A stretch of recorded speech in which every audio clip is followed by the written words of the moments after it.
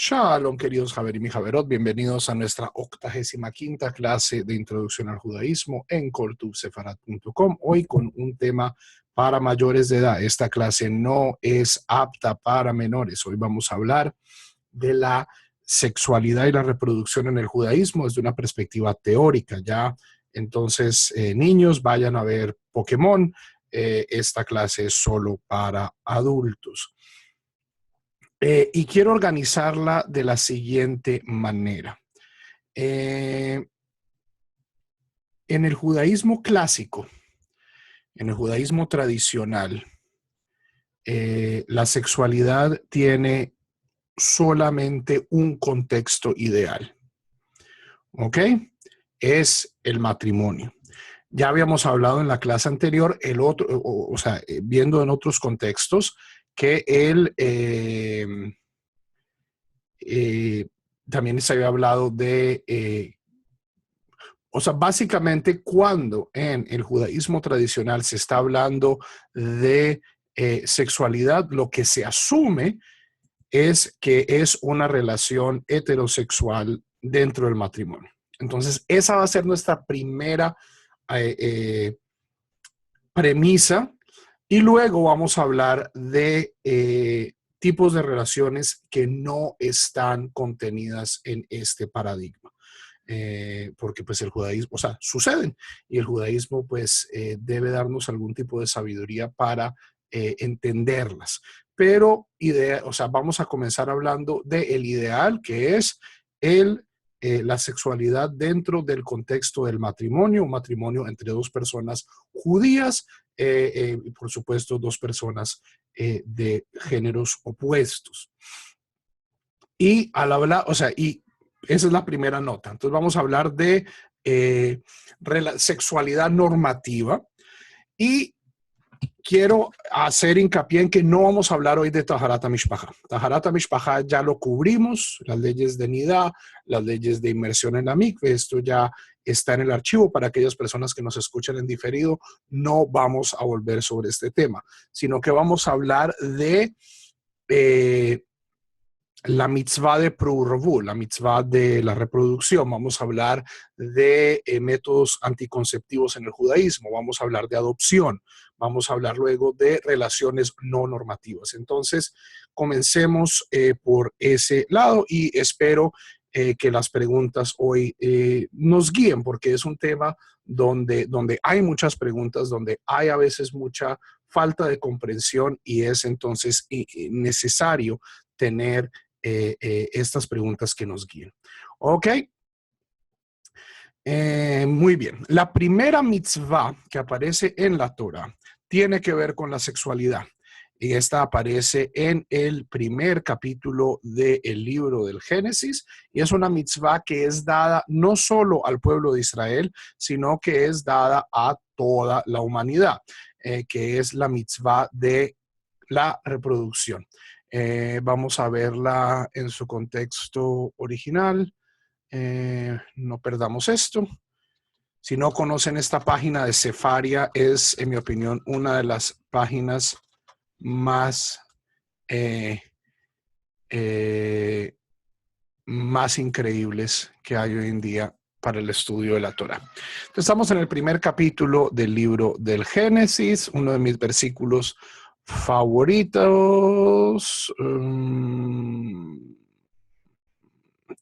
Versículo 28. Dios crea a la humanidad a imagen y semejanza. Esto ya lo estudiamos justamente en la clase pasada. Hicimos una lectura un poco feminista de esto. Espero pues no... y no hubo muchas preguntas y no hubo muchos comentarios, lo cual me sorprende. Donde tanto los varones como las mujeres son creados a imagen y semejanza de Dios. Se les da la bendición de ser hechos a imagen y semejanza de Dios. Versículo 28, Vaivarech otam Elohim, y los bendijo Elohim, Vayomer lahem Elohim, y les dijo Elohim, Perú urevu. Perú viene de fruta, pri, sed fructíferos, urvu, y multiplicaos. Sed fructíferos y multiplicaos, tened hijos. Umilu et haaretz, llenad la tierra, vekivshuha, y dominadla. Urdu bidgatayam, y dominaréis sobre los peces del mar, ubeof hashamaim, y sobre las aves del cielo, ubehol haya haromeset al haaretz, y sobre todo animal que repta sobre la tierra. Esta mitzvah de Prurvu es repetida en los tiempos de Noé y justamente es una de las claves para entender la famosa historia de la Torre de Babel. ¿Cuál es el problema de la Torre de Babel? No es, como se nos ha dicho, una cuestión solo de soberbia, de que la torre quería alcanzar el cielo, pero el gravísimo problema de la Torre de Babel es que no está cumpliendo esta función central de la humanidad, que es expandirse por todo el globo. La función de la torre era concentrar a la humanidad en esta planicie en Irak, en Shinar, y que no salieran de ahí, que todos pudieran vivir juntos. Pero la idea que Dios ha tenido, y esto es algo que yo creo que se manifiesta en la Torá, a pesar de que no le damos no le damos la importancia que se merece, y ciertamente es obvio para cualquier persona que estudie la otra gran obra de Dios, que es la naturaleza, y es que Dios ama la diversidad. Dios ama la diversidad. Esto es algo que a la gente se le olvida. Los seres humanos, especialmente las personas religiosas, creen que todo el mundo debe ser como ellos, que eso sería lo ideal, eso serían robots. La diversidad es algo hermoso en la naturaleza y en la cultura, y viene de esta veraja de crecer, o sea, de ser fructífero y multiplicarse y llenar la tierra. Ok, entonces es la primera mitzvah que recibe la humanidad antes incluso de la prohibición de comer del árbol del bien y del mal. Es una extensión de nuestra naturaleza animal, pero desde el comienzo es presentada como una mitzvah, como un mandamiento, es decir, es un acto sagrado tener hijos. Aquellas personas que vieron nuestro video de Parashá sobre Parashat Naso, sobre el tema del ascetismo, Naso 4, sobre el tema del ascetismo en el judaísmo, pues ven confirmado. El judaísmo no ve con buenos ojos, o al menos hay una fuerte tradición dentro del judaísmo que ve la abstención de la sexualidad, la abstención de los placeres corporales como algo negativo. Y acá se santifica, o sea, no es simplemente una necesidad. Bueno, pues toca tener hijos porque pues si no, entonces, pues ¿quién se va a encargar de este chuzo? O sea, acá esto es elevado y es dado y es dada la noción de un mandamiento divino. ¿Ok? Preguntas sobre esto.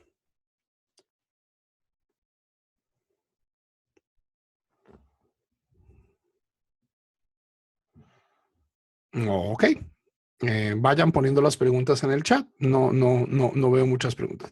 Entonces, ya dentro de la tradición rabínica, esta mitzvah de Prurvu, que es dada generalmente a toda la humanidad en el libro de Génesis, repetida en el libro de Noé, es especificada. Y hay detalles sobre los cuales, tres detalles sobre los cuales vamos a enfatizar.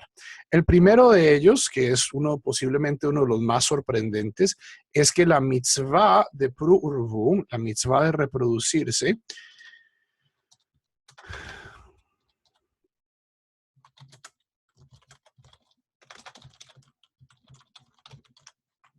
es incumbente solamente sobre los varones. Ok, esa es una mitzvah rara. Es una mitzvah rara y esta es una de sus rarezas. Por supuesto, para la reproducción se necesitan no solo los varones, pero el Talmud determina que solo los varones tienen esta responsabilidad. ¿Cuál es el argumento de que la mujer está exenta de hacer prurvu? El argumento, en mi opinión, más convincente es que las mitzvot deben, las mitzvot varias veces en la literatura rabínica se nos dice que deben ser vehículos, herramientas para la vida. Es decir, las mitzvot no deben llevar a ponernos en riesgo. Y ciertamente, pues esto es cierto hoy, era mucho más cierto en el mundo antiguo. Tener hijos es riesgoso. Tener hijos es riesgoso. Entonces, o sea, y aquí pues tenemos una paradoja, es decir, los varones no van a poder reproducirse sin la ayuda de las mujeres, más son estas las que cargan buena parte del esfuerzo reproductivo y pues en el mundo antiguo ciertamente también de la crianza de los hijos. Pero, como ya habíamos dicho también en la clase anterior, recordemos que el marco de referencia de la Torá es de poligamia. Entonces, lo que yo creo que se estaba tratando de impedir era añadir presión a las mujeres para reproducirse. ¿Ok? Dado que había la posibilidad de que una persona tuviera varias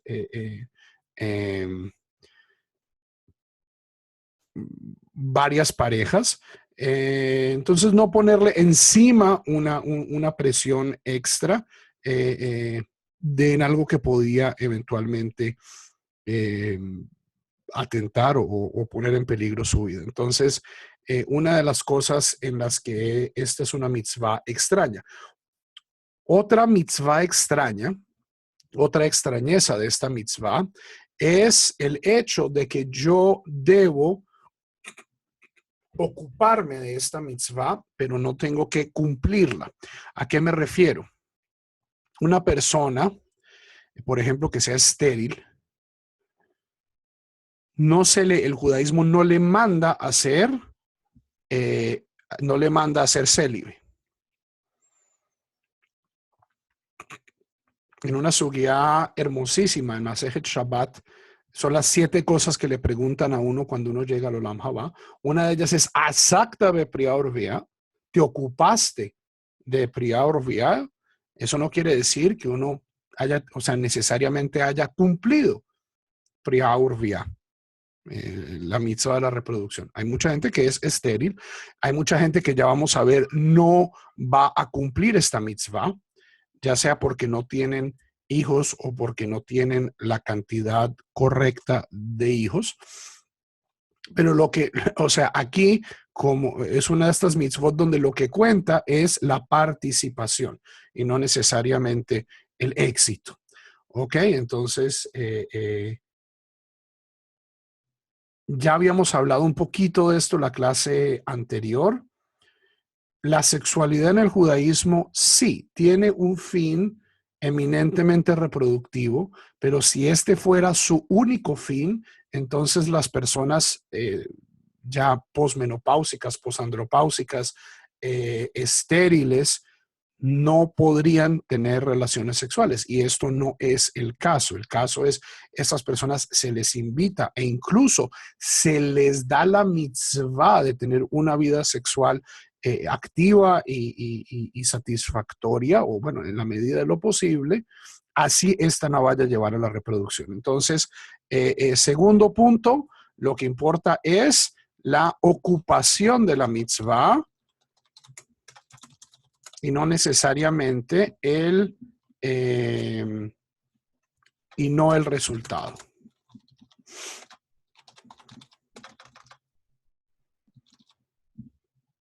No hay una sola pregunta. Esto sí me parece el colmo, Javier.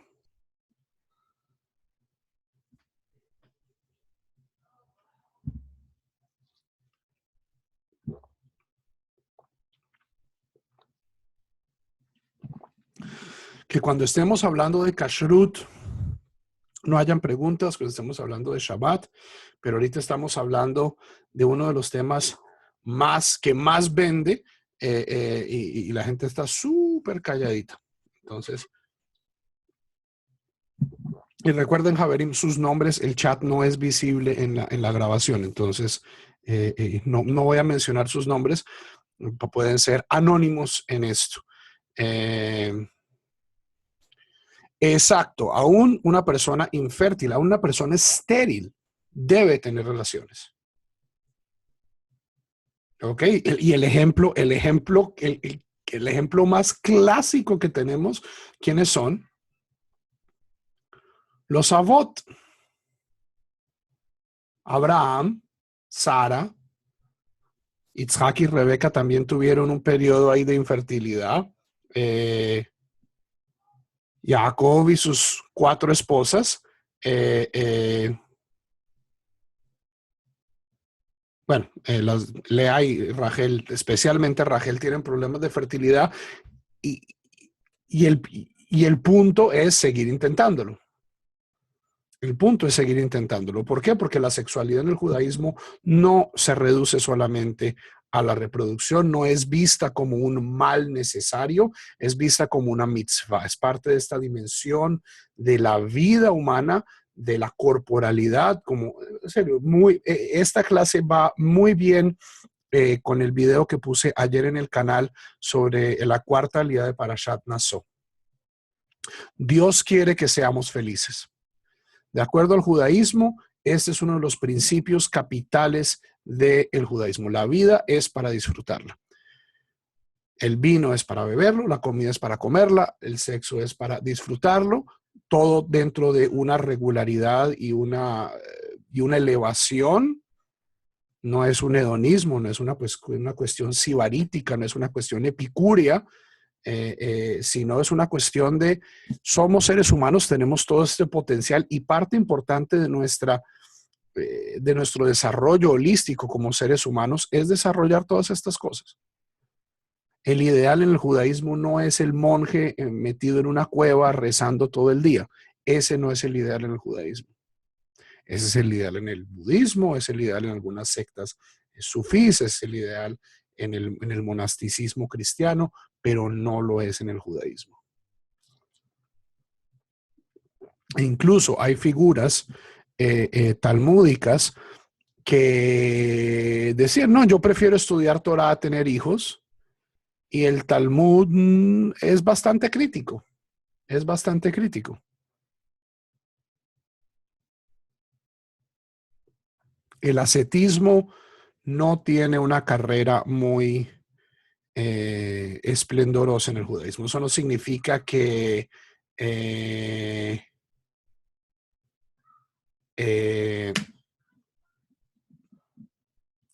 eso no significa que se me fue la paloma.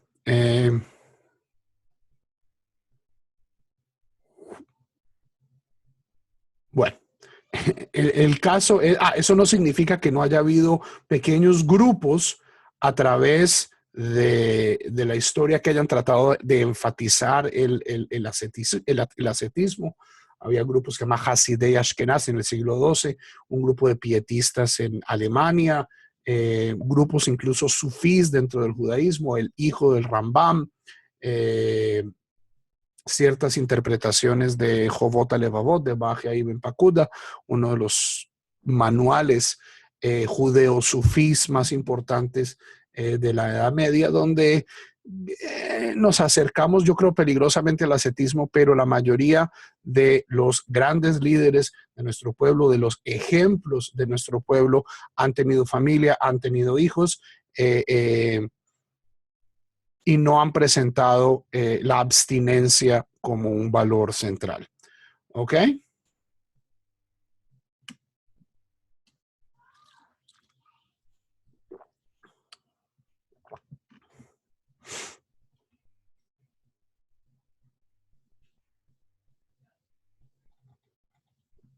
César, esa pregunta la respondemos ahorita más tarde. Concentrémonos ahorita en este tema. Entonces, la mitzvah de reproducirse solo rige solo opera con los varones, a pesar, por supuesto, de que se necesita la colaboración de las mujeres. Lo importante es ocuparse de la mitzvah, no necesariamente el resultado. Ahora, ¿cuál es el resultado esperado? ¿Cuándo se puede decir que una persona ha cumplido la mitzvah de Prurvu? Cuando ya la persona de cierto modo queda exenta de esto, hay dos escuelas. Y aquí tenemos dos de los grandes, Shammai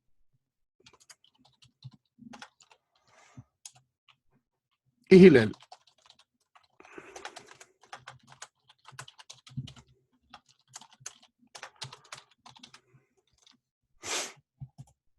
Shammai dice que una persona ha cumplido, un hombre ha cumplido su obligación de priar Ruia cuando ha tenido dos varones. El modelo de esto es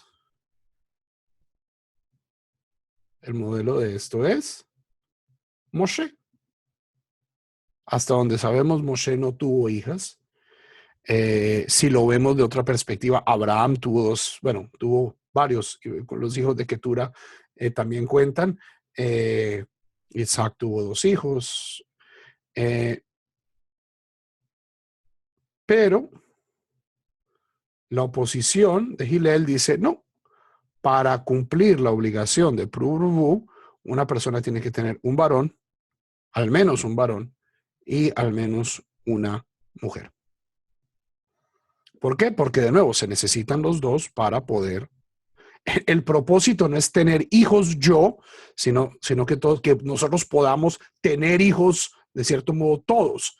Sí, y eso es lo que está pasando ahorita en China, está pasando en India, donde con desarrollos en la ecografía, muchas personas están abortando a sus hijas. ¿Por qué? Porque un hijo es socialmente más valioso, socialmente mucho más, y también pues hay un bagaje cultural ahí importante. Y ahorita, ¿qué está pasando? Que ha comenzado a haber un desbalance entre el número de mujeres y el número de hombres. Y en sociedades tan tremendamente pobladas como lo son China e India, esto no es bueno para ellos, posiblemente es bueno para nosotros a largo plazo, dado que, pues, que la sobrepoblación es un problema importante y vamos a hablar de esto cuando hablemos de los métodos anticonceptivos. ¿Ok? Entonces, para Shammai solo se cumple si ha tenido dos hombres. Para Hillel, con un hombre y una mujer, al menos. ¿Ok? ¿Cuál es la halajá? ¿Cuál es la halajá? La halajá sigue, como en la mayoría de los casos, a Hillel. Hillel, entonces, por ejemplo, yo hasta cierto punto ya cumplí mi obligación. Yo tengo ya un hijo, tengo dos hijas. Puedo decir que ahora, no puedo decir que lo he cumplido completamente porque la mitzvah no es completa, sino hasta que ellos tengan hijos. ¿Ok? El punto, o sea, miren la sabiduría del judaísmo. El punto no es solamente ser padres, el punto es llegar a ser abuelos. El punto es llegar a ser abuelos. Y es lo que yo le digo a la gente, mucha gente que me escribe, mis ancestros, mis apellidos, sefarditas, una obsesión total con el pasado. Javerim, si nuestros abuelos eran sefarditas, si eran esquimales, si eran bosquimanos, si eran cristianos viejos, si eran judíos ashkenazim, si eran extraterrestres, no importa. Lo que importa es tener nietos judíos. Tener hijos judíos, relativamente fácil. Tener nietos judíos, ahí ya hay un cierto nivel de esfuerzo bien importante. Ok, esta es una mitzvah que no es como ponerse tefilín. Yo me puse tefilín esta mañana, cumplí la mitzvah, agitar el lulav, agito el lulav, ya salí de cuenta. Dije el Shema. ¿Cierto? Las mitzvot, muchas mitzvot tienen esta dimensión de lo cumplí. Pero esta mitzvah de la reproducción es muchísimo más biológica, es casi una mitzvah de la sociedad y de la especie, y verdaderamente solo se cumple a largo plazo, a largo plazo. ¿Ok? Entonces, ahora, ¿qué pasa si una persona solo tiene 2 mujeres o solo tiene un hijo o tiene 6 hijos o tiene 8 hijos varones y no tiene una niña? Entonces, técnicamente esta persona no ha cumplido la mitzvah de Priaurvia. Lo importante es ocuparse de ella. Eh, eh, y en mi opinión, y aquí es donde yo voy a, de cierto modo, partir compañía con una visión tradicional de esta mitzvah. Tampoco es bueno tener más hijos de los que uno puede sostener. Esto es desde una perspectiva ecológica, desde una perspectiva social, desde una perspectiva educativa. Eh, y en este caso,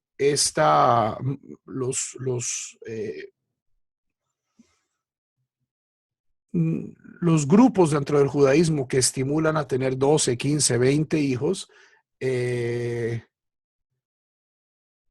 mucho más allá. O sea, si uno tiene 20 solo hijas, o sea, es muy, muy difícil. O sea, las leyes de la matemática están en contra de que le salga uno. Eso seguramente es posible, todo es matemáticamente posible. Pero también hay que ver si uno puede ocuparse de todos estos hijos. Darles afecto, darles cariño, darles las necesidades básicas. Y también, dado que esta mitzvah hay que verla con los lentes de largo plazo. Javerim, en este momento hay 7 billones de seres humanos sobre el planeta Tierra. ¿Ok? Entonces podemos decir, pero los judíos somos tan poquitos, solo hay 16 millones, 0.02%. Eso es, primero que todo, el judaísmo desde el comienzo ha dicho que lo que importa es la calidad y no la cantidad. ¿Quieren cantidad? Admitamos más conversos. Si lo que importa es la cantidad, entonces hay otras formas de crecer el mundo judío y no teniendo 20, 30 peladitos que no podemos mantener o que otras personas van a tener que mantener. Preguntas.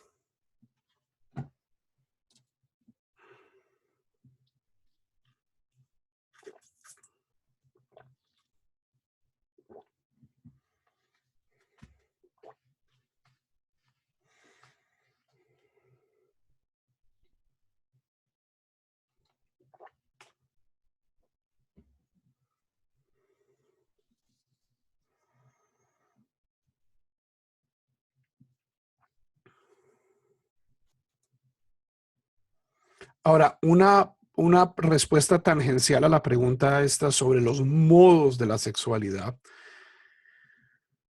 Javerim, los rabinos del Talmud eran conscientes de que hay muchas maneras de tener sexo.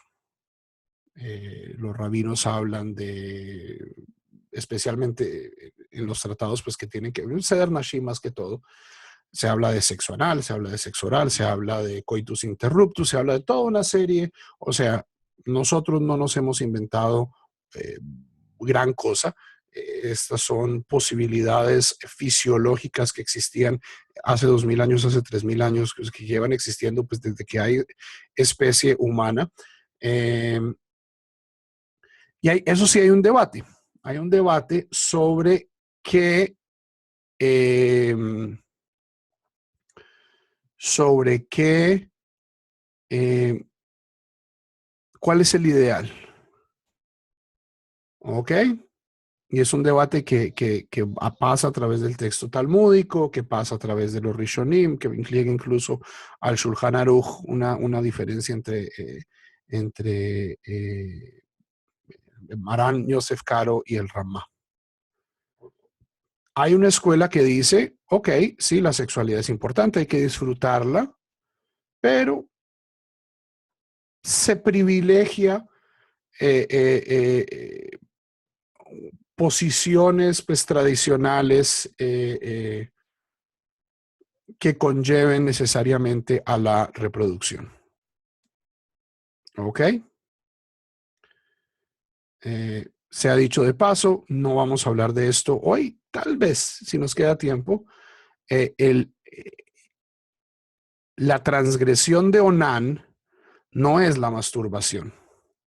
La transgresión de Onán es doble. Por un lado es, o sea, la más grave es no querer cumplir su responsabilidad levirática, no ser un, no cumplir Yibum con Tamar.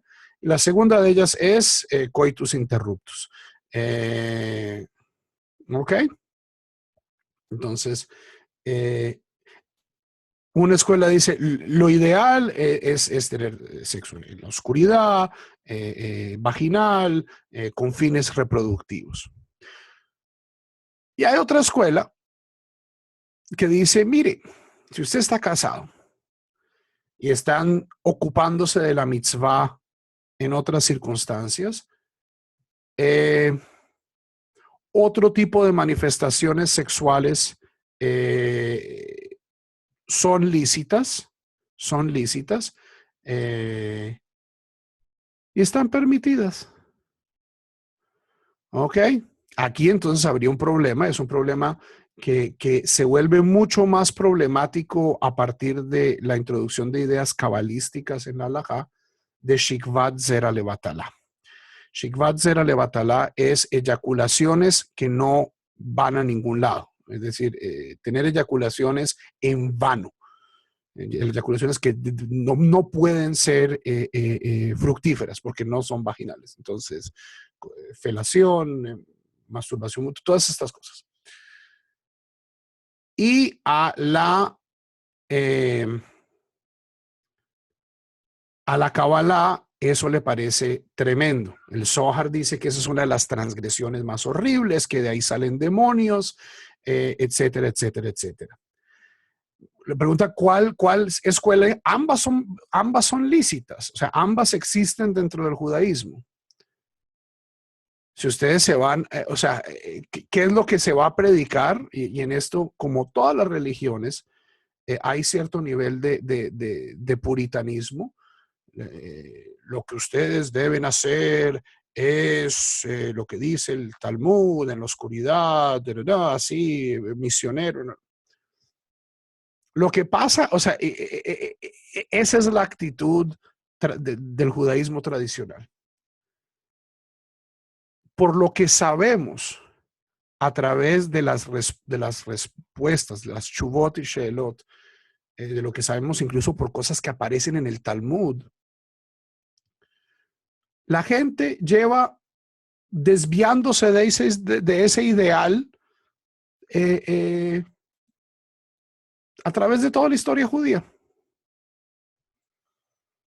Entonces, en mi opinión, esta cuestión de Shikvat Zera Levatala es una cuestión mística, proviene también de una noción anatómicamente equivocada, es que los varones tenían una cantidad limitada de eyaculaciones. Eh, eh, es algo muy parecido a la doctrina que tienen los daoístas del Tantra, ¿cierto? Entonces hay que evitar la eyaculación porque la eyaculación es la vida y la persona se debilita energéticamente. Esto tiene muy poca base científica. Entonces, Javerim, o sea, en mi opinión, yo no me les voy a meter al cuarto. No me pidan psakalajá sobre esto porque no se los voy a dar.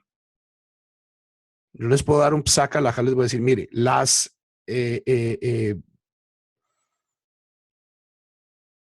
los ideales en el judaísmo son estos, las leyes de Tohorat Mishpacha son estas, pero dentro del contexto de una vida matrimonial saludable, prácticamente ustedes tienen que ser los árbitros de su ética sexual, de qué sucede entre la pareja. Si ustedes son creyentes en cuestiones cabalísticas, entonces van a tener un problema con Shikvat Zera Levatala. Si no son tan cabalistas, entonces este es un problema menor, menos miedoso. Porque el Zohar sí habla de demonios, o sea, prácticamente no hay mitzvah peor que derramar la simiente. Esto es bastante malo. Eso no significa que las fuentes halágicas no cabalistas no castiguen esto y no lo miren con malos ojos, pero al menos no se le está eh, aduciendo pues consecuencias extra. ¿Ok? Entonces, Javerim, yo puedo ser su rabino hasta que llegan a la puerta de la habitación, pero aquí yo creo que hay también un nivel de comprensión entre la pareja y la pareja tiene que decidir qué es, como dice el rabino Shmuley Boteach, kosher sex.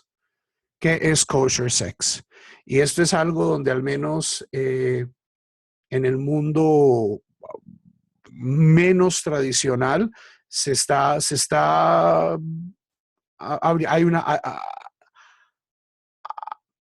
hay una disposición mucho más grande a hablar sobre el tema eh, y estas cosas cambian. Los mores sexuales del judaísmo no dependen de la cultura que nos rodea, pero ciertamente están afectados por ello.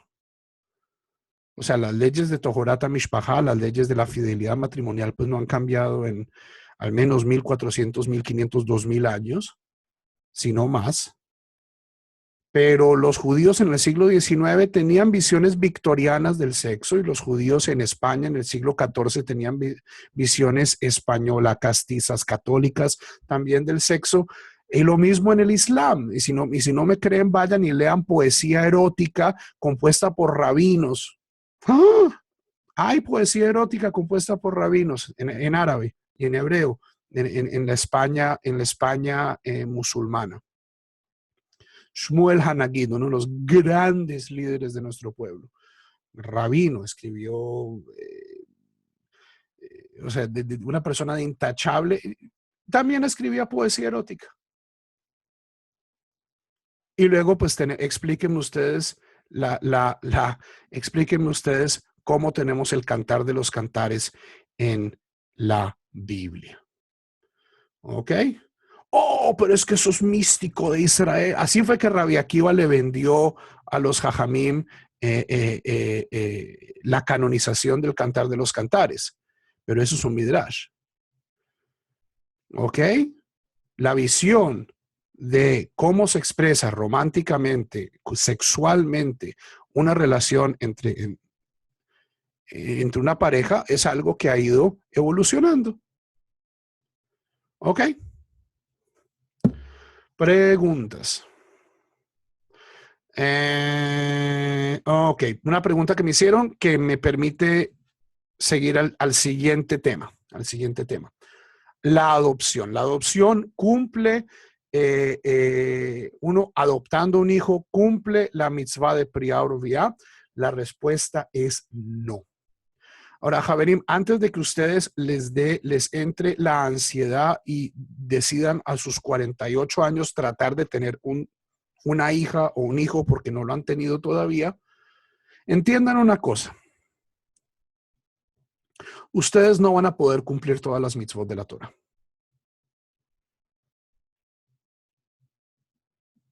No van a poder. Pueden tratarlo. Hay mitzvot que son más fáciles y más difíciles. ¿Ok? Hay mitzvot más fáciles para una persona, más difíciles para otra persona. Al final del día, vuelvo a lo mismo. Lo importante es, traten de ocuparse de la mitzvah. Si la pueden cumplir, le mejadrín y tener el niño y la niña que dice Gilel, chévere. Si tuvieron 4 varones y son varones excepcionales, eso tiene también mitzvot. ¿Sí? No están cumpliendo pues la letra de la mitzvah de Priya Uruviá, pero están cumpliendo otras mitzvot. Lo mismo si tuvieron 2 niñas. E incluso, y esto es algo muy difícil y algo que suena muy mal de una persona que tiene 3 hijos, Dios los cuide y los guarde. Incluso una pareja que no pudo tener hijos, o que no tuvo, o que decidió no tener hijos, o gente que nunca se casó. O y ya vamos a hablar de esto, ya sea en esta clase o parejas de judíos homosexuales, en este caso pues mucho más claro el tema de los hombres, que por las leyes de su país o por decisiones internas religiosas no pudieron tener hijos, no quisieron tener hijos, no se les permitió tener hijos. Eso no significa que uno no pueda cumplir otras muchas mitzvot. Esta es una mitzvah, hay 613.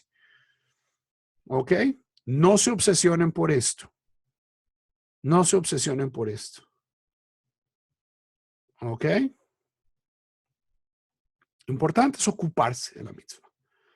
Tratar de cumplirla. Y si no la puedo cumplir, pues es una de las muchas mitzvot que se quedarán en el tintero. Lo importante es tratar de cumplir la mayor cantidad de mitzvot, no cumplirlas todas. ¿Ok? Las mitzvot son modulares, son modulares. Es decir, que yo no, si yo me pongo tefilín todos los días de mi vida y nunca me puse talit porque soy alérgico a la lana, soy alérgico al lino, tengo algún problema, nunca supe que existía la mitzvah de talit, eso no significa que mis mitzvot de tefilín no cuentan. Si yo tengo solo un hijo y lo educo y le doy todo el cariño y todo el amor, ahí estoy haciendo miles de mitzvot. Así no haya tenido la hija que me completa pues la parejita. O incluso una persona que no haya tenido hijos, pero es un maestro, es un Baal Tzedakah, es una persona que está haciendo, es un Baal Tefilá, es una persona que cuida a los hijos de los demás, que salva vidas. O sea, Javerim, lo importante es hacer la mayor cantidad de mitzvot, no hacerlas todas. Esto no es una colección. El punto de la Torah no es coleccionarlas todas. Estos no son los muñequitos de la vecindad del Chavo que venían en los yuppies. ¿Cierto? Que si no se quedó sin ñoño, que si no se quedó sin Kiko, si no se quedó sin el Chavo. Puede que yo a mí siempre me saliera ñoño. Yo tenía miles, tenía una repisita llena de ñoños y chilindrinas. Y nunca me salió Don Ramón. Nunca me salió Don Ramón. Soy. ¿Qué podemos hacer? Nunca me salió Don Ramón. ¿Ok? Parejas que pierden embarazos o hijos, buena pregunta, con enfermedades genéticas. Y este es uno de los aspectos, o sea, legislar sobre la reproducción es algo tremendamente a veces riesgoso. ¿Qué dice la halajá? Una persona que ha perdido un hijo, ese hijo no cuenta. Ahora, una pareja viene, rabino, perdimos un hijo, yo no le voy a decir, pues se tienen que poner listos porque tienen que cumplir los dos, el niño y la niña, entonces, a ver, no, a largo plazo, ¿ok? A largo plazo y a veces no se puede, ¿ok? Entonces, con esto pasamos al tema de la adopción. Un niño con incapacidad, un niño con incapacidad es un niño.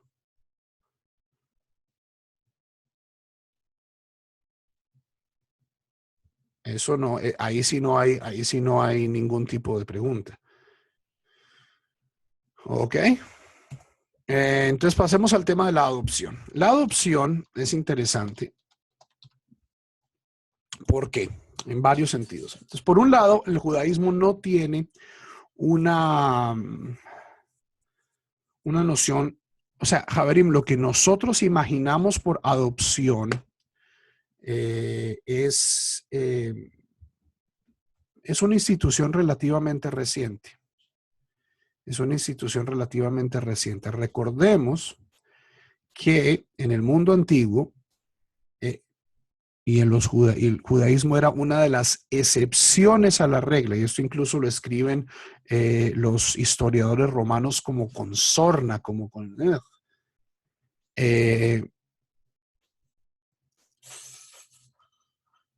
la mayoría de las culturas antiguas era perfectamente legítimo exponer a un niño. ¿Qué es la exposición? La exposición es que yo tengo un hijo que no quiero. No se pudo abortar, no se quiso abortar, pero yo estaba en mi derecho legal de abandonarlo. Y eso no contaba como homicidio. ¿Ok? los historiadores romanos decían que los únicos imbéciles que no practicaban eso éramos nosotros. Y esto es confirmado por Masejet Kiddushin y otros tratados del Talmud, donde se habla de diferentes categorías, de diferentes pedigrís de niños que habían sido encontrados. Entonces se encontraba, o sea, si yo me encuentro un niño en el bosque, asumo que es judío, asumo que no es judío, cuál es su pedigrí, con quién se puede casar, escoger, no escoger, se puede casar con Kohanim. Entonces, estas preguntas existían. Interesantemente, nunca se desarrolló una institución de la adopción per se. La educación de los hijos, recordemos, era mucho más comunitaria. Hoy decimos en inglés, it takes a village to raise a child. Toma una aldea para educar a un niño. Es porque los niños no los educaban solo los papás, a los niños los educaba el tío, el abuelo, ¿cierto? Había un sentimiento y eso ustedes todavía lo ven en los pueblos, ¿cierto? Entonces los peladitos se la pasan en la casa de la tía yo no sé qué, y la tía y el abuelito les enseña a jugar canicas, o sea, es una cosa mucho más comunitaria. Con el victorianismo, siglo XIX, esta cuestión de la familia nuclear, es decir, papá, mamá, hijos sin abuelos, sin tías, se vuelve mucho más prominente, y ahí es donde la adopción como tal, o sea, una institución legal que me permite decir, usted no es mi hijo biológico, pero yo lo voy a volver mi hijo biológico, comienza verdaderamente a existir. En el judaísmo esto no existe. No existe una forma de volver a una persona que no es mi hijo biológico, mi hijo biológico. Ahora, eso no quiere decir que la adopción no sea meritoria y que no haya precedentes clarísimos para ver la adopción como una mitzvah. Dice el Talmud en Masejet Kiddushin, justamente. Dice, Kol Amelamed Torah, una persona que le enseña Torah a un hijo de alguien más, es como si lo hubiera dado a luz. En el judaísmo rabínico tenemos esta figura del Rav. El Rav, la persona que a mí me enseña Torah, es como mi padre. Yo le debo a esta persona, en muchos casos, tanto respeto o más que a mi padre. Si nos seguimos directamente por lo que dice las alajot de Talmud Torah y todo esto. Entonces, una persona que se ocupa de las necesidades físicas y espirituales, ¿ok?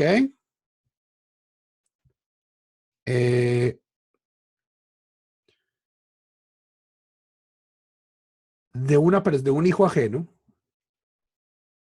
eso tiene un gran mérito. Eso tiene un gran mérito. Eso tiene un gran mérito. Y ese mérito siempre ha existido. Y siempre se ha alabado. Y en los casos de adopción que había en el Talmud, se dice, esto es de gran mérito. O sea, en el mundo antiguo la mayoría de los niños adoptados eran huérfanos. El huérfano es una de esas, es parte de esta tríada, a veces tétrada, de las personas más vulnerables de la sociedad, que son el ger en este caso no es prosélito. Hoy en día yo podríamos decir que al menos en el mundo judío los prosélitos somos bastante vulnerables en muchos casos y en muchos lugares. Pero ger en este caso es el extranjero, es la persona que no es de ahí, pero que vive conmigo, el alien, el forastero. La viuda, el huérfano y el levita. El levita porque no tiene tierras y no puede tener tierras. El forastero porque tampoco puede, o sea, es muy difícil para él adquirir tierra, no tiene parientes, no es de ahí. La viuda y el huérfano, yatom, el yatom. Encargarse de los yatomim, o sea, Dios es llamado el que se ocupa y el que bendice a los yatomim. No estamos obligados, estamos instados a través de la Torah a imitar a Dios. Entonces, a pesar de que no haya precedentes claros para una transferencia de biológica, en el caso de la adopción, hay precedentes en la Torá para estimular la adopción y ciertamente para permitirla y para incluso promoverla. ¿Ok? En los últimos 20 o 30 años, especialmente en los Estados Unidos y especialmente en los movimientos liberales del judaísmo, entre ellos el movimiento Masorti, ha habido un esfuerzo y aquí estoy hablando de innovar y de inventarse de cierto modo alajot que respondan a lo que hoy en día es la adopción, que es algo muchísimo más fuerte, muchísimo más robusto a nivel legal, ¿cierto? O sea, yo una vez adopto un niño, no puedo desadoptarlo, esta persona es mi hijo, yo tengo las obligaciones que tengo con mis hijos biológicos ante el Estado. Entonces, y también hay un mayor apego. Entonces, ha habido preguntas, por ejemplo, de si un hijo adoptado le debe tener, o sea, todo esto que hablamos hace 2 clases de Kibud Av, si una persona está obligada a hacer el quinto mandamiento, la quinta sentencia con sus padres adoptivos. ¿Oye? Y la respuesta en general es que a pesar de que no de oraita, porque esta persona no es el hijo biológico, hay también un valor judío a Karat Tov, de gratitud. Una persona que me adopta, que me cuida, que me ama, que me enseña Torah, merece kavod, merece también irá, merece reverencia y merece afecto. O sea, y aquí podemos llegar por otras vías básicamente a lo mismo. Un tema interesante. Eh,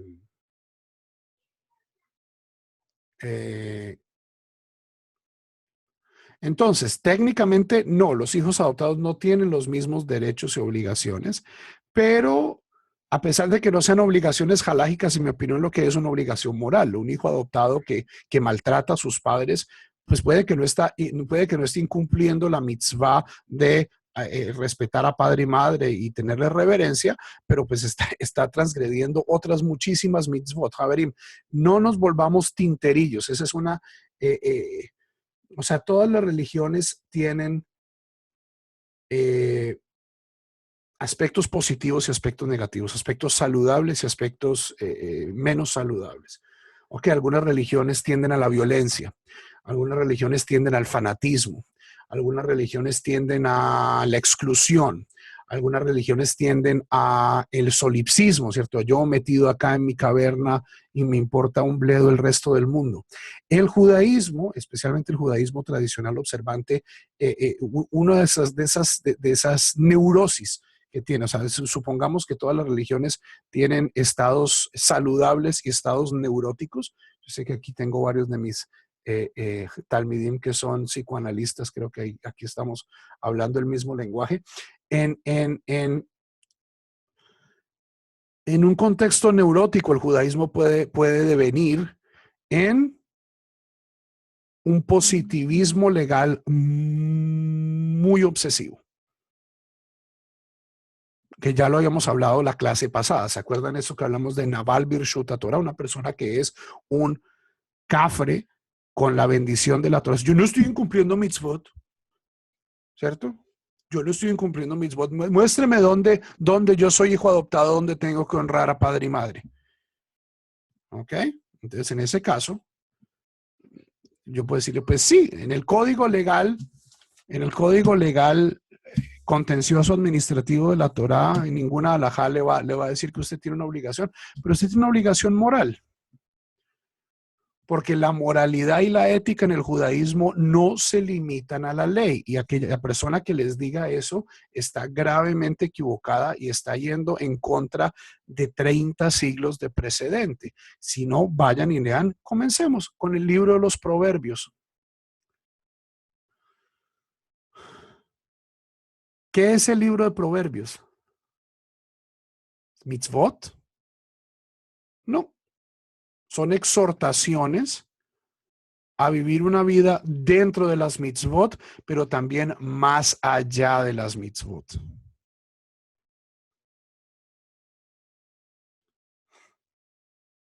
O sea, uno puede ver algunas mitzvot y no, esto cambia, porque ninguno de nosotros va a poder coleccionar todas las figuras del Chavo, como dijimos. Para algunos de nosotros, algunas mitzvot son desiderata, son cosas que nos están empujando, que nos están llamando, a las que estamos tratando de alcanzar. Pero también hay otras mitzvot que son mínimos, ¿ok? Que son mínimos porque yo soy una persona buena y moral y yo pues no voy a, eh, no voy a matar a, a una vaca y a su crío, pues, así fuera Shohet. No solo porque esté prohibido por la Torah, sino porque no quiero ser cruel. El punto de las mitzvot no es llenar cuadrículos. Dije el Shema, check. Me puse tefilín, check. No mentí, check. Esa es una versión neurótica del judaísmo. Lo que el judaísmo está tratando de hacer es crear un ser humano, un modelo de ser humano, donde esas leyes me entrenen y me interioricen para que yo de cierto modo, así no tenga leyes claras, pueda hacer lo correcto. Y en el caso de un hijo adoptado, sí, no hay una mitzvah que diga que yo tengo que honrar a mis padres adoptivos.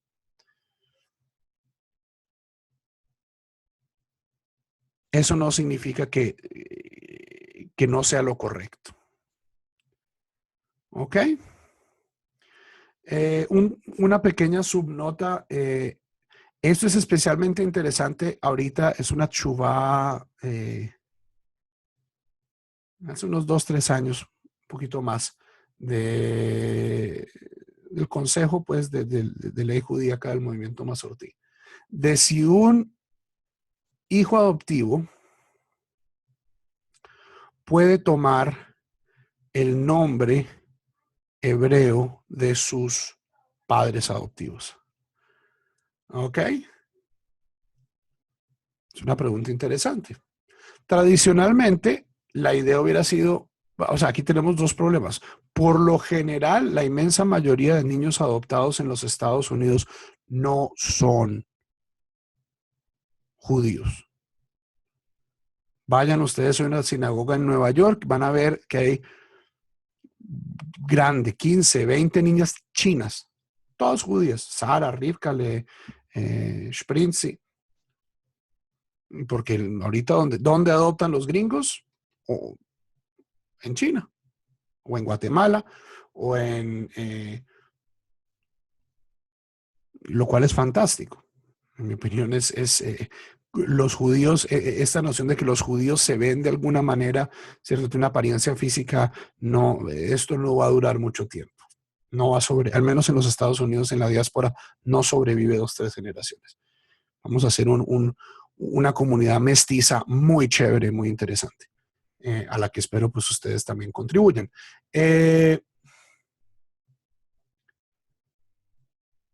Y la respuesta es posible. Es posible. Si el niño es mi hijo, lo va a criar como tal, entonces pues su nombre es Shmuel Ben Rubén ve Sara. ¿Ok? Hay tecnicismos de si el papá es Cohen.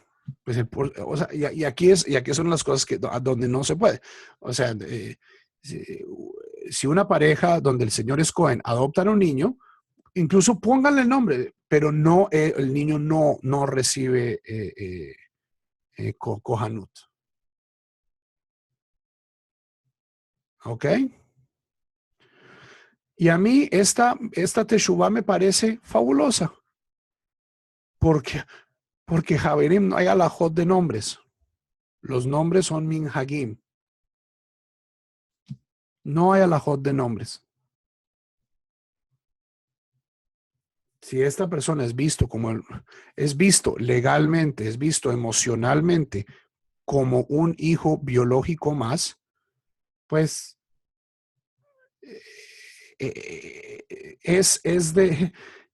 ha de conferírsele también el nombre hebreo. No se le puede dar la kohanut, no se le puede dar el estatus levítico, pero todo lo demás sí. Ahora hicieron una pregunta de qué pasa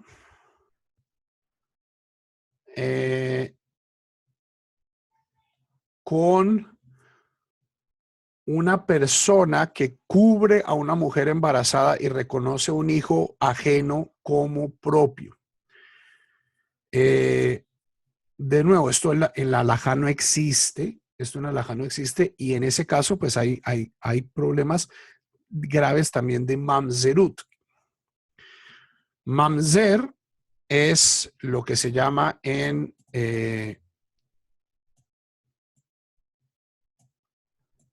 mamzer. Mamzer significa bastardo.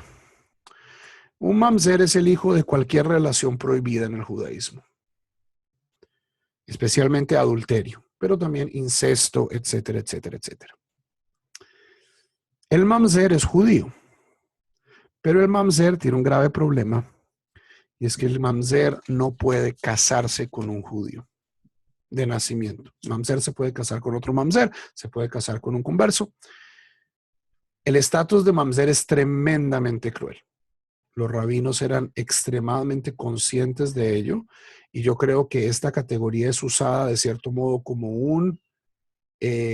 como una amenaza para prevenir todo tipo de relaciones prohibidas. ¿Ok? Entonces, en el caso de que el caso que se cita ahí, de que la señora tuvo una aventura con otro tipo y yo sé que el hijo no es mío, pero entonces pues yo quiero mucho a mi esposa y no hemos tenido hijos, tal vez yo soy infértil y entonces asumo el hijo como mío. Eso pues es posible, eso pasa. Halágicamente, bueno, no. Este niño tiene la potencial de ser mamzer. ¿Y por qué hablo del potencial de ser mamzer? Porque mamzer no es una categoría biológica, mamzer es una categoría legal. Es decir, yo no nazco mamzer, yo soy declarado mamzer. ¿Ok? Entonces, en este caso, del señor, que la señora tuvo una aventura, y nace un niño y el tipo lo adopta como propio, dentro de sus razones, ¿ok?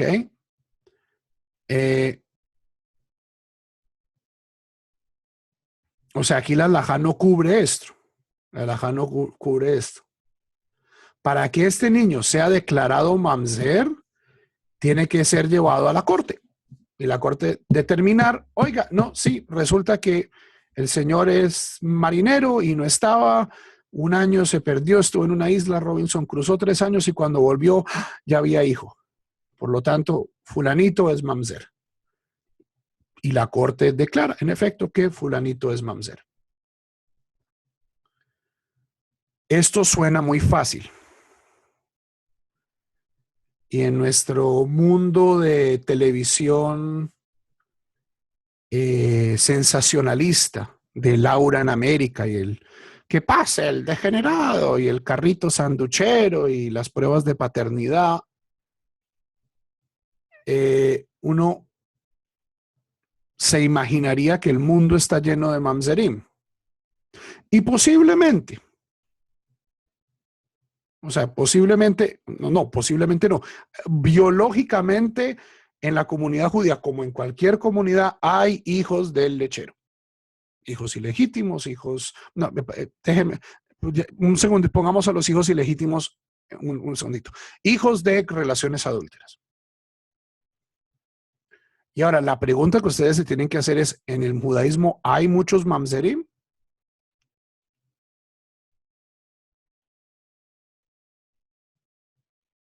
Y la respuesta va a ser no. ¿Por qué? Porque ser mamzer es un estatus tan tremendamente doloroso y difícil que es un castigo, que además es un castigo sobre el hijo, porque pues Hoy en día no hay tribunales que condenen a la gente por adulterio. A la persona no se le va a apedrear, pues sí, posiblemente la persona sea, o se le haga ostracismo en la comunidad y la miren feo y la persona se tenga que mudar a otro país, otra ciudad, otra sinagoga. Pero si el hijo no tuvo la culpa de que la mamá o el papá, el hijo no tuvo la culpa.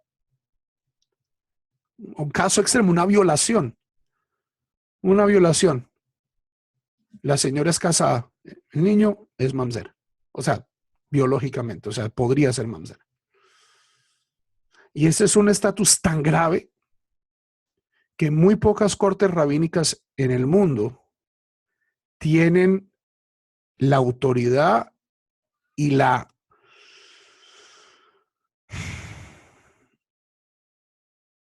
en este caso a mí yo diría que soberbia espiritual de declarar personas mamzerim. Hay rabinos que quieren pues la verdad y no quieren que el mundo se llene de mamzerim, y van y declaran a alguien mamzer y le dañan la vida. Esos rabinos, en mi opinión, tendrán que vérselas con Dios, que es el único que sabe exactamente qué es lo que estaba pasando en su cabeza, si era una cuestión de poder, una cuestión de narcisismo, o si en verdad estaban haciéndolo por celo pues a la Torá y al pueblo de Israel. Al movimiento al que yo pertenezco, tenemos una política. ¿Ok? Y es, nosotros no escuchamos casos de mamzerut. ¿Ok? Este niño es mamzer. No escuchamos casos de mamzerut. Hipocresía, puede ser, pero prefiero ser un hipócrita misericordioso.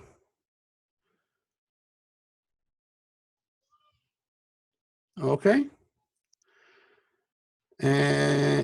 Las preguntas están excelentes. Pasemos. Esto lo tenía. Me toca reorganizar la clase. Inseminación artificial. Entonces, hoy en día no hay muchos mamzerim. ¿Por qué, Avarí? Porque la mayoría de las cortes, incluso de la ortodoxia, no observan y no reciben casos de mamzerut. ¿Ok? Punto y aparte. Entonces, ¿qué pasa si una pareja es infértil? ¿Qué pasa si una pareja es infértil y solamente pueden tratar con inseminación artificial? Y luego hacemos ilegítimos y si queda tiempo, anticonceptivos. Aunque no sé si vamos a llegar ahí. Hay muchas formas de inseminación artificial, de bebés probeta, de todo este tema. Entonces vamos a tomarlos uno por uno. ¿Qué pasa si tenemos el caso de... Javier, y una pequeña nota al pie. Toda esta tecnología es tan nueva que no hay un consenso halágico. O sea, la tecnología que permite a los seres humanos reproducirse de esta manera no es más vieja que yo. Cumplo ahorita 40 años en un par de semanas. Entonces, todavía no hay una claridad halágica. Entonces, hay diferentes opiniones. Les voy a responder cómo yo respondería a esto. ¿Ok? Cómo yo respondería a estas preguntas. Pareja que no puede tener hijos, pero entonces quieren hacer, o sea, por algún motivo, pero y tanto sus óvulos como los espermatozoides son viables, pero hay algún problema en el útero, ¿ok? Algunos rabinos dirían, no, porque el tipo tiene que masturbarse en una cajita. A mí eso no me quita el sueño, ¿cierto? Los rabinos bien místicos, eso es zera le batalá, verdaderamente, o sea, justamente la noción es que esta semilla pues sea fertilice, no me quita el sueño. Si es el material genético del papá, el material genético de la mamá, no hay ningún problema. No hay ningún problema. Y no hay ninguna sospecha de mamzerut, no hay ningún de bastardía. ¿Por qué? Porque el señor está casado con la señora. Caso sub B, resulta que la señora no puede tener, o sea, sus óvulos son fértiles, pero no puede tener hijos. Entonces se llama a una madre sustituta. Esto en hebreo tiene un nombre hermosísimo, se llama Ima Pundekait, que viene de la palabra latina fonda. Funda, la mamá es una fonda para el feto. Eh, Pundekait, pundeka en el Talmud es una fonda. Es una de estas palabras que pasan directamente del latín al hebreo rabínico. En ese caso, alquiler de vientre, madre sustituta. Entonces, en ese caso tampoco hay, la mayoría de las madres sustitutas son solteras. En el caso de una madre sustituta que esté casada, en mi opinión, no hay tampoco cuestión de mamzerut. ¿Por qué?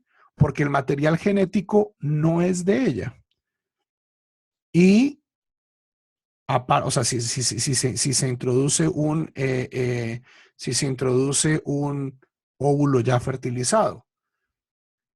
Y en segundo lugar, no hubo relación sexual. Entonces no hubo adulterio, por lo tanto no puede ser mamzer. ¿Ok? La mayoría de las madres sustitutas son solteras.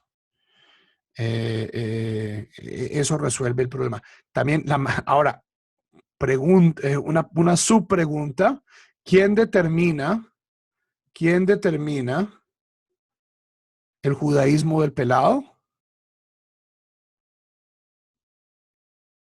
Y esa es una pregunta donde sí hay más o menos un consenso. Tenemos el señor Cohen y la señora Cohen, ¿cierto? El señor es Cohen, o sea, absolutamente judío. La señora es descendiente de David Amelech, ¿cierto? Tenemos la genealogía que basta. David Amelech es descendiente de Rashi, del Rambam. Fertilizan el óvulo lo ponen en la madre sustituta, material 100% kosher genético, el niño no es judío.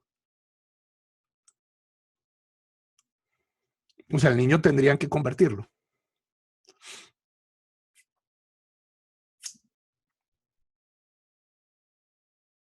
Y viceversa. Y viceversa. No, o sea, si el vientre prestado es judío, sí. Pero lo que determina la judeidad de el feto es el vientre. No tiene nada que ver con la alimentación. No tiene nada que ver con la alimentación. Lo que determina ser judío de nacimiento es el vientre. Y no es una cuestión mística. Y no es una cuestión legal. Javerim, el Talmud es un código legal. Estas cosas, o sea, nadie se imaginaba que en el siglo XXI íbamos a poder pasar el embrión de una persona a otra. ¿Cuál es la definición de judaísmo? Los rabinos no sabían del ADN. Tenían nociones de genética y especialmente con este tema de las cabras de Jacob, pero pues no tenían una noción desarrollada de material genético. La definición legal de quién es un judío de nacimiento es si la persona nace de vientre judío.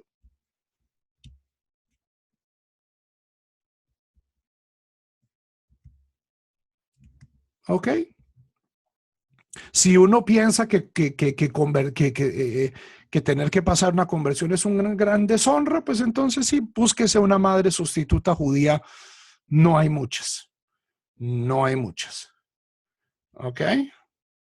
Eh,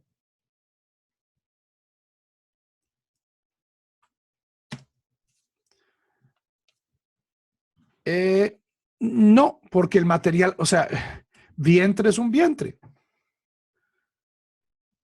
Vientre es un vientre y el judaísmo no es una raza. O sea, a mí esta alajá me encanta porque entonces le destruye a la gente ese racismo interno que muchas veces tienen. Esa noción, esa definición racista del judaísmo que tiene muchas veces. Y al revés, tenemos el caso, por ejemplo, tenemos el príncipe de los Watusi y la princesa de la hija del embajador del emperador de Japón, ¿ok?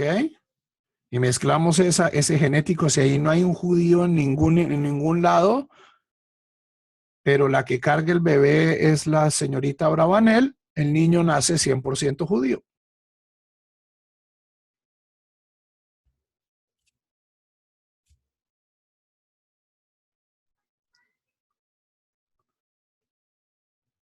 Exactamente.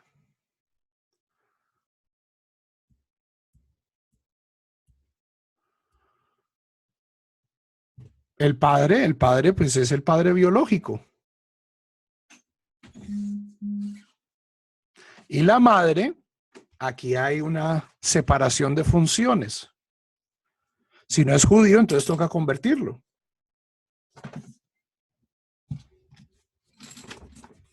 Si la madre sustituta no es judía, entonces es como muchos niños que nacen hoy en los Estados Unidos, donde el papá es judío y la mamá no es judía. Entonces, ¿qué hacen? Le hacen la circuncisión a los 8 días, pero es Leshem Gerut, no Leshem Milá.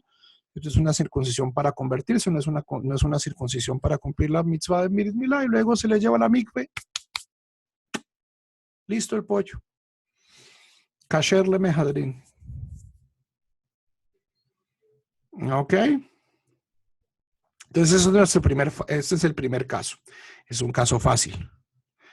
Segundo caso, donde uno de los donde uno de los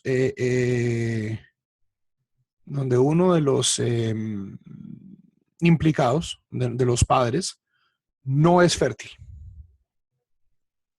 ¿Ok?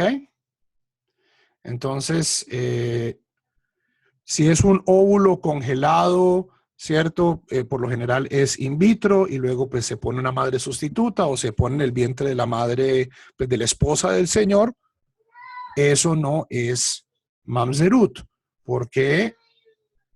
Primero que todo porque no hay sexo y porque recordemos la clase anterior, eh, el adulterio se define es tener sexo con una mujer casada. ¿Ok? Entonces, si el óvulo es un óvulo prestado, no hay problema. Donde sí hay más problema, Joaquín, ya respondí la pregunta, el niño es 100% judío. Un Watusi y la hija del emperador de Japón, ¿cierto? Ningún judío en ninguno de los dos lados. Rentan una madre sustituta judía, el niño es tan judío como Moshe Rabbeinu.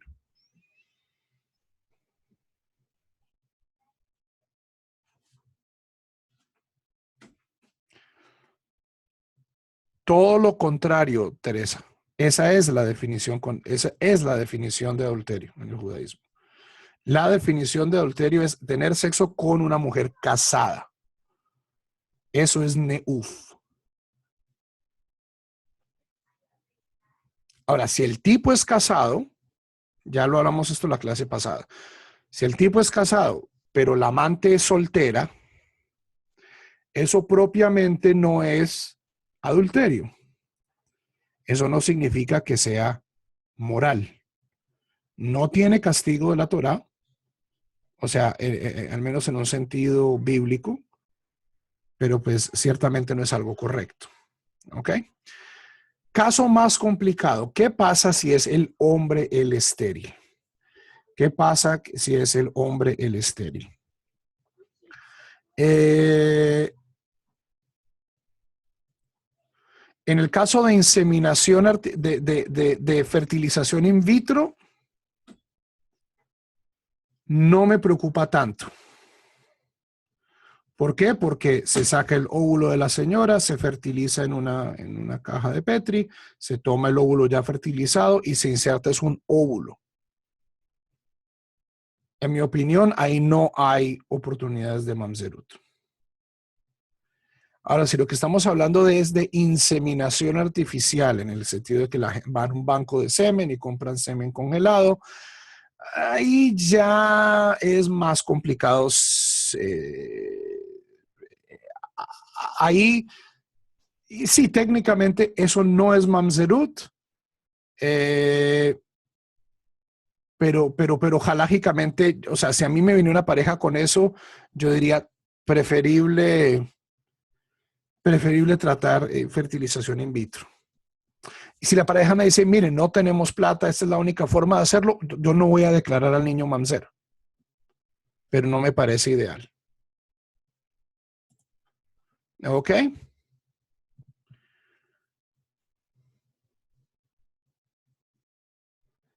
Preguntas sobre fertilización artificial.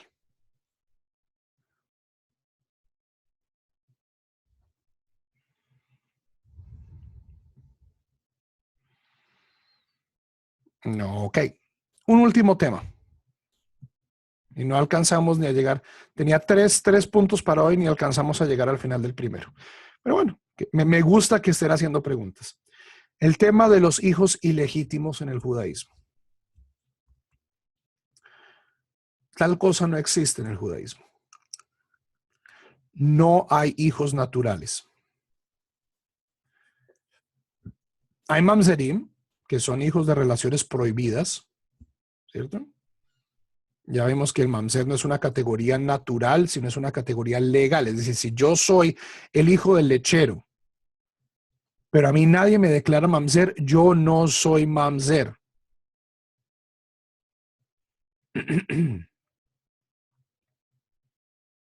Ahora, si yo luego descubro que soy mamzer, pues puede que yo vaya a una corte, pero por ejemplo, ninguna corte que yo conozca, ni en el mundo ortodoxo, acepta pruebas genéticas de paternidad.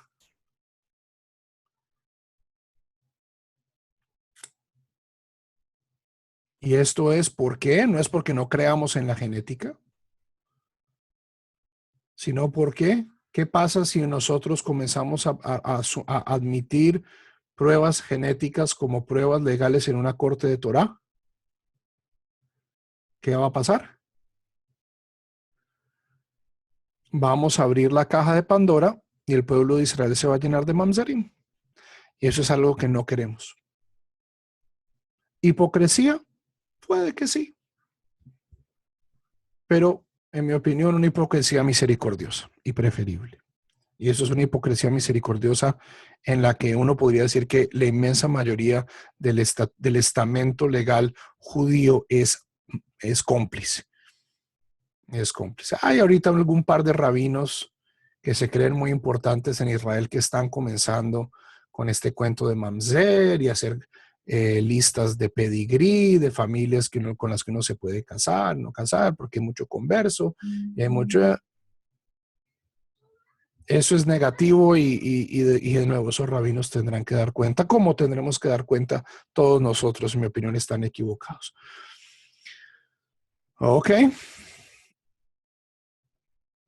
Entonces, el judaísmo no hay hijos legítimos. ¿Qué no hay hijos ilegítimos? Si una pareja tiene un hijo y la pareja no está casada, ni entre ellos ni con alguien más. O sea, muy importante es que la mujer no esté casada.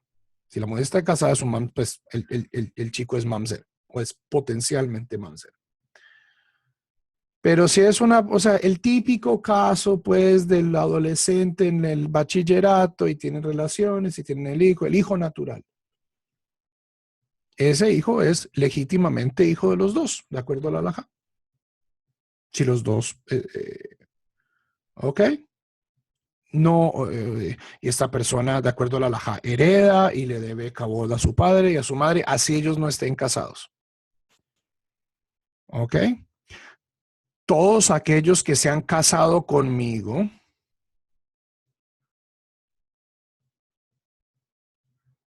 ¿ok?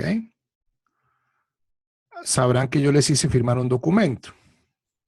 Ese documento se llama un acuerdo prenupcial, donde ustedes dicen que si en algún momento llega a pasar que ustedes se divorcian y el marido no le da un get, un divorcio judío a la mujer, el matrimonio retroactivamente nunca sucedió.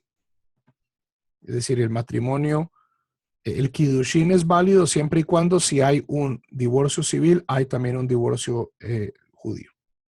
Se llama kiddushin al tenai o kiddushin condicionales.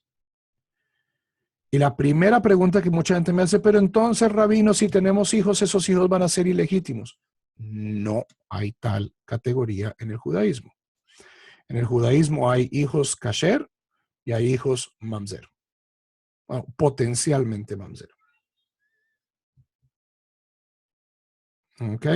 No hay ilegitimidad en si la pareja técnicamente podía tener relaciones sexuales y tienen un hijo, ese hijo es hijo de los dos.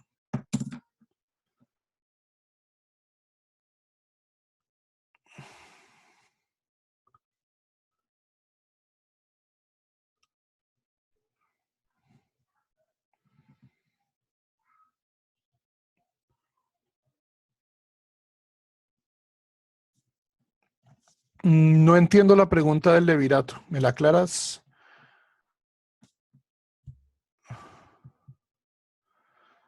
Creo justamente, o sea, en ese caso, ya que el judaísmo es una religión en constante evolución, tal vez sería bueno legislar los avances científicos. Sí, pero tampoco vamos a abrir una caja de Pandora. ¿Ok? Toda pregunta halágica, seria e importante, subyace en el sitio donde dos o más valores se encuentran. No solo se encuentran, sino que se estrellan. Esas son las preguntas verdaderamente importantes. Y en este caso tenemos la verdad científica. Este niño es hijo de X y no hijo de Y. Su material genético corresponde a el lechero y no a su padre. Esa es la verdad científica. El valor opuesto es crear de facto cientos, sino miles de personas que van a quedar completamente aislados de la comunidad y que van a perder estatus, que no van a poder casarse con judíos, que no van a poder pertenecer. Y además es un estigma social. ¿Ok? Eso como rabino, para mí ni siquiera es una pregunta interesante. En ese caso yo siempre voy a escoger la armonía del pueblo de Israel. Si yo soy genetista y estoy tratando de rastrear genomas en la población, pues entonces a mí sí me importa saber si este tipo es hijo del lechero o no es hijo del lechero. Pero pues yo soy rabino, no soy genetista. ¿Ok? Y los científicos al menos no juzgan. O sea, es que ser mamzer tiene es un juicio de valor y tiene consecuencias halágicas muy fuertes. Y no es algo que yo simplemente por amor a la verdad científica vaya a hacer. Javerim, la verdad científica es para científicos. Yo puedo ser científico y puedo estudiar ciencia. O sea, yo soy la primera persona en decirles, Javerim, el mundo tiene 14 billones de años, Darwin tenía la razón. Esa conversación ya la hemos tenido. Pero eso no significa que yo como rabino vaya a dejar de enseñar Génesis 1, porque me parece que eso es lo que define nuestros valores, no la verdad científica. Hay momentos para la verdad científica. Dañarle la vida a alguien, simplemente pues por cuestiones de la verdad científica, no vale la pena.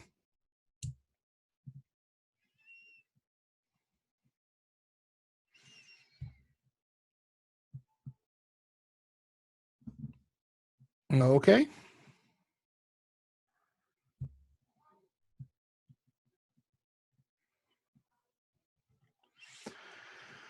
Ok, ahora, ya entiendo la pregunta de Leve. Si yo me caso y luego muero sin tener hijos, mi hermano tendría la obligación de continuar tu descendencia con tu esposa, por lo que según entiendo, los hijos de mi hermano y mi esposa serían como si fueran míos, pero mi padre sería reconocido como el padre o el padre serías tú estando muerto. Esto no sucede hoy en día. Primer punto, o sea, hoy en día yo no conozco el primer caso de Yibum. Uno debe hacer una de dos cosas, o Yibum o Halitzá. En el mundo antiguo, y eso es algo que incluso el Talmud ya dice, o sea, en la época del Talmud decía, sí, Halitzá era preferible, en la antigüedad Yibum era preferible, pero hoy en día nos gusta hacer Halitzá. Halitzá es una ceremonia un tanto extraña, donde se llaman 5 testigos, se tiene una sandalia, la viuda escupe en una sandalia, se hace una declaración, y con esto la señora queda libre de Yibum. Queda libre de Yibum. ¿Ok?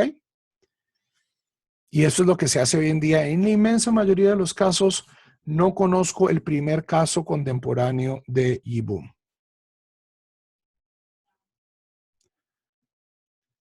Ahora, en el caso, seamos teóricos, ¿qué pasa si en efecto se hace el matrimonio levirático, si en efecto se hace Yibum?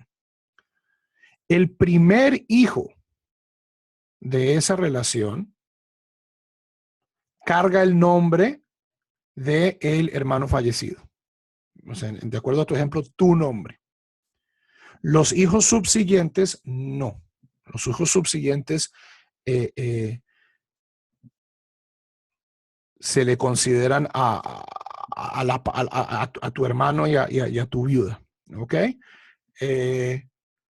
Halágicamente, supongo que halágicamente también, aquí tenemos, es como la madre sustituta, ¿cierto? La madre sustituta,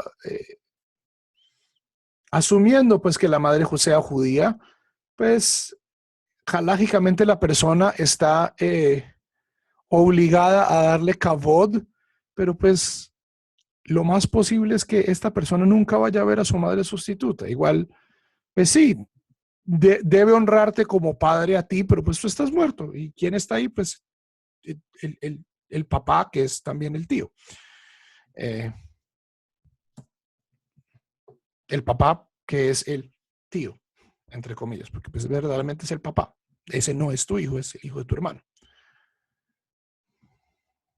¿Ok? Bueno, Javerín, sabrosísima esta conversación. Quedan entre el tintero